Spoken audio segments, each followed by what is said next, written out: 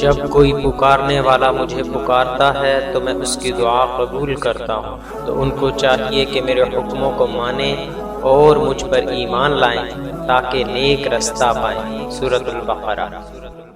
بسم اللہ الرحمن الرحیم۔ اللہ کے نام سے شروع جو نہایت مہربان رحمت والا ہے۔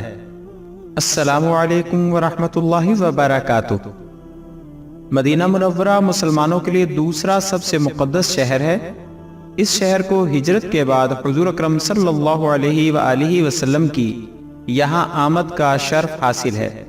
یہاں کئی اہم اسلامی مقامات ہیں جن میں مسجد نبوی و روضہ رسول صلی اللہ علیہ وآلہ وسلم، قبرستان بقیع جو جنت البقیع کے نام سے مشہور ہے، مسجد قباء اور دیگر بے شمار متبرک مقامات شامل ہیں۔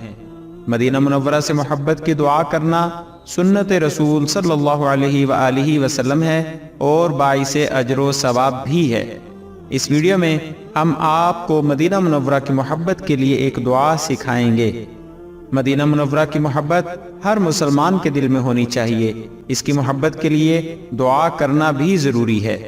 رسول اللہ صلی اللہ علیہ وآلہ وسلم نے خود بھی مدینہ سے محبت کی دعا کی۔ حضرت عائشہ رضی اللہ عنہا نے بیان کیا کہ جب ہم مدینہ آئے تو یہ اللہ کی سب سے زیادہ وبا والی سرزمین تھی۔ مدینہ میں بطحان نامی ایک نالہ سے ذرا ذرا بد مزہ اور بدبودار پانی بہا کرتا تھا۔ وطن کی محبت انسان کا ایک فطری جذبہ ہے۔ مہاجرین صحابہ کرام رضی اللہ عنہم اگرچہ اللہ اور رسول صلی اللہ علیہ وآلہ وسلم کی رضا کی خاطر اپنے وطن، اپنے گھر در سب کو چھوڑ کر مدینہ آ گئے تھے، مگر شروع میں ان کو وطن کی یاد آیا ہی کرتی تھی، اور اس لیے بھی کہ ہر لحاظ سے اس وقت مدینہ کا ماحول ان کے لیے ناسازگار تھا۔ خاص طور پر مدینہ کی آب و ہوا ان دنوں ان کے موافق نہ تھی، اس لیے وہ بخار میں مبتلا ہو جایا کرتے تھے۔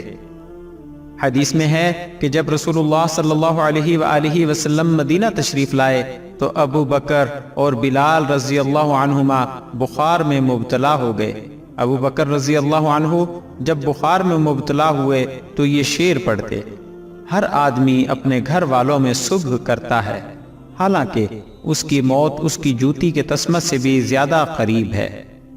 اور بلال رضی اللہ عنہ کا جب بخار اترتا تو آپ بلند آواز سے یہ اشعار پڑھتے: کاش میں ایک رات مکہ کی وادی میں گزار سکتا اور میرے چاروں طرف ازخر اور جلیل ایک خاص قسم کی گھاس ہوتی، کاش ایک دن میں مجنہ کے پانی پر پہنچتا، اور کاش میں شامہ اور طفیل، یہ دو پہاڑوں کے نام ہیں، کو دیکھ سکتا۔ جب رسول اللہ صلی اللہ علیہ وآلہ وسلم کو اس کی خبر ہوئی تو آپ صلی اللہ علیہ وآلہ وسلم نے یہ دعا فرمائی۔ دعا: اللہم حبب الینا المدینہ کحبنا مکۃ او اشد۔ ترجمہ: اے اللہ ہمارے دلوں میں مدینہ کی محبت عطا فرما جس طرح مکہ کی ہے، یا اس سے بھی زیادہ مدینہ کی محبت عطا فرما۔ حوالہ: یہ دعائیہ الفاظ صحیح بخاری کی حدیث نمبر 1899 میں موجود ہیں۔ دعا کے بعد اللہ تعالیٰ سے یہ بھی دعا کیا کریں کہ اللہ آپ کی دعا قبول فرمائے۔ آخر میں آپ سے گزارش ہے کہ ہماری حوصلہ افزائی کے لیے ہماری ویڈیوز کو لائک اور شیئر ضرور کریں، اور اپنی قیمتی رائے کومنٹس میں ضرور ظاہر کریں۔ شکریہ، جزاک اللہ خیرہ۔